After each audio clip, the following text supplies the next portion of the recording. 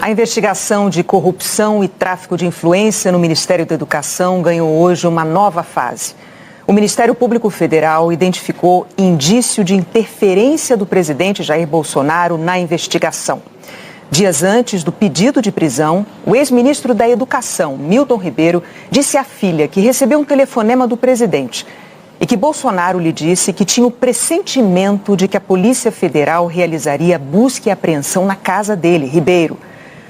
O ex-ministro chegou a ser preso anteontem com outros 4 suspeitos de envolvimento em crimes com dinheiro da educação pública.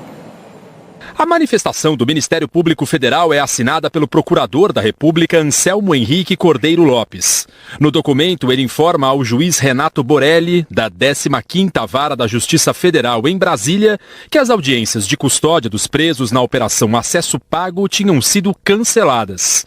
Horas antes, o desembargador Ney Belo, do Tribunal Regional Federal da 1ª Região, acolheu um pedido da defesa do ex-ministro da Educação, Milton Ribeiro, e mandou soltar todos os suspeitos. Na manifestação, o procurador aponta indício de vazamento da operação policial e possível interferência ilícita por parte do presidente da República, Jair Bolsonaro, nas investigações. E faz referência a um áudio de Milton Ribeiro. O diálogo a que o procurador se refere foi interceptado pela Polícia Federal no dia 9 de junho, às 6h59 da noite. Na gravação de 3 minutos e 59 segundos, feita com autorização judicial, o ex-ministro da Educação conversa com a filha. Segundo os investigadores, os dois falam sobre um telefonema que o ex-ministro teria recebido do presidente Jair Bolsonaro. E você tá bom, pai? Tá bem, única coisa, hoje o presidente me ligou, ele está com pressentimento novamente, que eles podem querer atingi-lo através de mim, sabe? Ele é que eu tenho mandado versículo para ele, né? Ele quer que você pare de mandar mensagem? Não é isso. Ele acha que vão fazer uma busca e apreensão em casa, sabe? É muito triste. Então, bom, isso pode acontecer, né? Se houver indícios, né? Mas não é por quê, meu Deus. A filha tenta acalmá-lo e faz um alerta. Não, pai, essa voz não é definitiva. Eu não sei se ele tem alguma informação. Eu tô te ligando no celular normal, viu, pai? Milton Ribeiro, então, se apressa em encerrar a conversa. Então a gente fala, então, tá? Os dois chegam a se despedir, mas a conversa continua por mais alguns minutos. E Milton Ribeiro volta a falar da conversa com o presidente Jair Bolsonaro. Pressentimento, ele falava em pressentimento. Ele estava viajando para os Estados Unidos. Que legal. No relatório da Polícia Federal, os investigadores lembram que no dia 9 de junho, o presidente Jair Bolsonaro desembarcou em Los Angeles, nos Estados Unidos, para participar da Cúpula das Américas. Já no fim da conversa, a filha volta a pedir calma. Pai, a gente não tem nada a esconder. Então... Não mesmo. A filha brinca com a possibilidade de o pai ser alvo de buscas. E boa sorte pra quem quiser fazer uma busca lá no 21. Eu fico pensando. Ai, meu Deus, não dá nem pra entrar naquele apartamento. Os investigadores afirmam que não encontraram registros que confirmem a conversa narrada por Milton Ribeiro à filha. Os policiais dizem acreditar que o diálogo entre o ex-ministro da Educação e o presidente Jair Bolsonaro tenha ocorrido por meio de aplicativos de conversas que não podem ser interceptados. A Polícia Federal diz que esta hipótese é fortalecida pelo diálogo entre Milton e sua filha, quando informado por ela de que estariam conversando em uma chamada normal, e imediatamente começam a se despedir. A manifestação do Ministério Público também cita indícios de interferência na investigação da Polícia Federal, quando do tratamento possivelmente privilegiado que recebeu o investigado Milton Ribeiro, o qual não foi conduzido ao Distrito Federal, não havendo sido tampouco levado a qualquer unidade penitenciária para que pudesse ser pessoalmente interrogado pela autoridade policial. O procurador diz que a ausência de Milton Ribeiro perante a autoridade policial foi prejudicial ao livre desenvolvimento das investigações em curso, além de ferir a isonomia que deve existir no tratamento de todos os investigados. Essa suposta interferência já tinha sido mencionada ontem em uma mensagem que o delegado da Polícia Federal, Bruno Calandrini, responsável pelas investigações, mandou aos colegas. Ele disse que o ex-ministro teve tratamento diferenciado ao ser levado depois da prisão em Santos para São Paulo e não para Brasília, como o juiz determinou. O deslocamento de Milton para a carceragem da PF em São Paulo é uma demonstração de interferência na condução da investigação. Por isso, afirmo não ter autonomia investigativa e administrativa para conduzir o inquérito policial deste caso com independência e segurança institucional. O delegado disse que o ex-ministro não foi transferido para Brasília em razão de uma decisão superior e que, por causa disso, a investigação foi obstaculizada. O advogado da família Bolsonaro, Frederico Wassef, disse à jornalista Andréa Sadi que foi autorizado pelo presidente a dizer à imprensa que ele não interferiu na PF e que não tem nada a ver com essas gravações.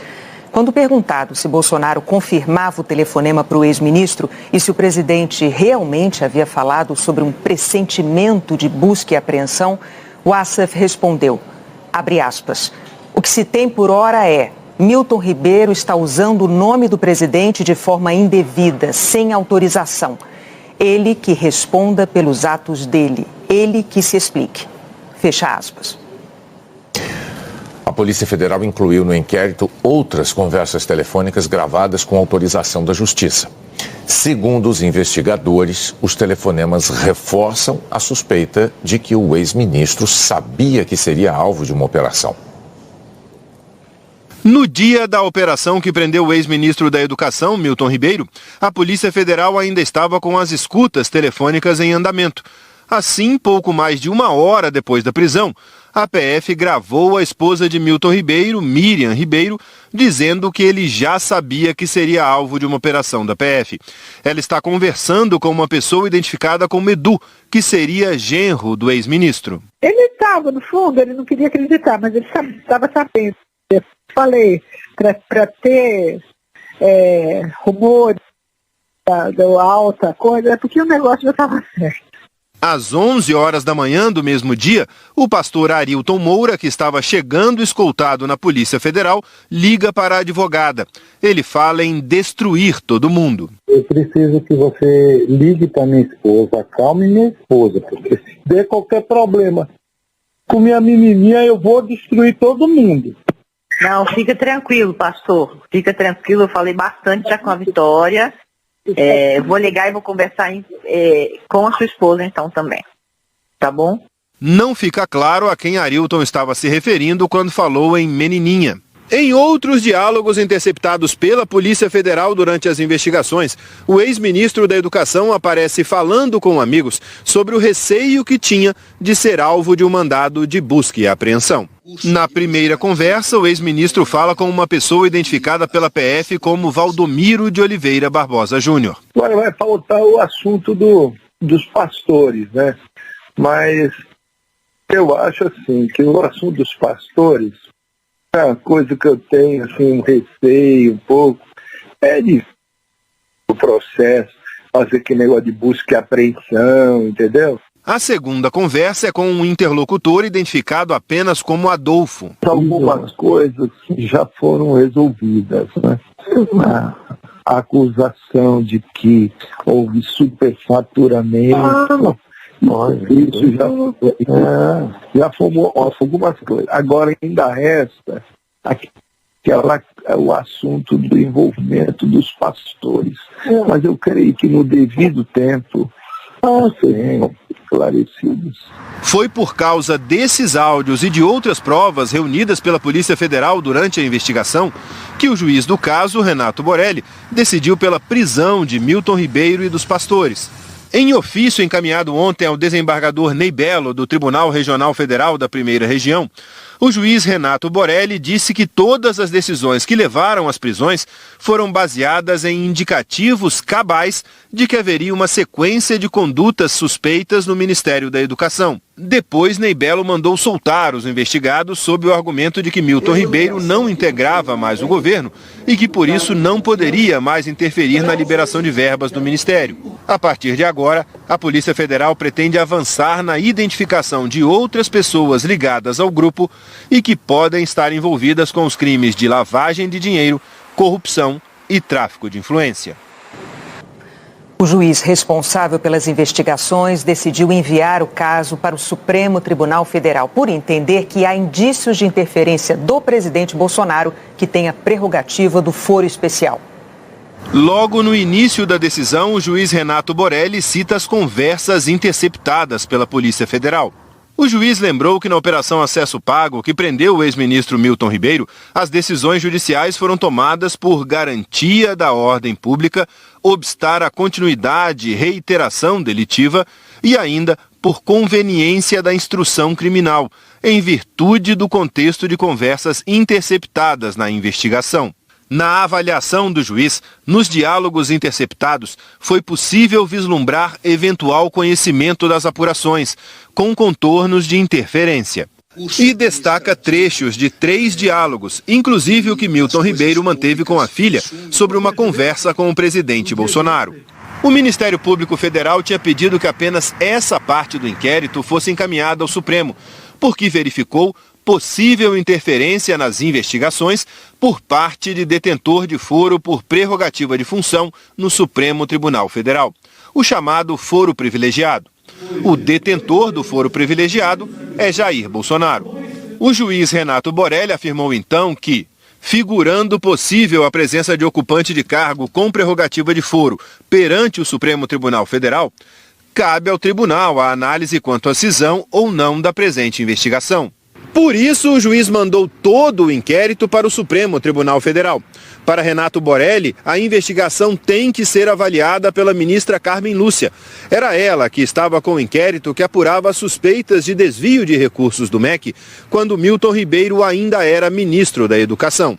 Depois da decisão do juiz, o delegado Bruno Calandrini anexou ao inquérito o documento em que afirma que as transcrições das conversas evidenciam que Milton Ribeiro estava ciente da execução de busca e apreensão em sua residência e externa preocupação com os pastores Gilmar e Arilton. A PF investiga as denúncias de prefeitos de que Gilmar Santos e Arilton Moura cobravam propina para facilitar o repasse de verbas do governo federal para os municípios. Segundo as investigações, mesmo sem ocupar cargo público, os dois tinham livre acesso ao ministério e marcavam encontros de prefeitos com o então ministro Milton Ribeiro. O delegado chamou a atenção para as datas das conversas interceptadas, todas entre os dias 3 e 9 de junho.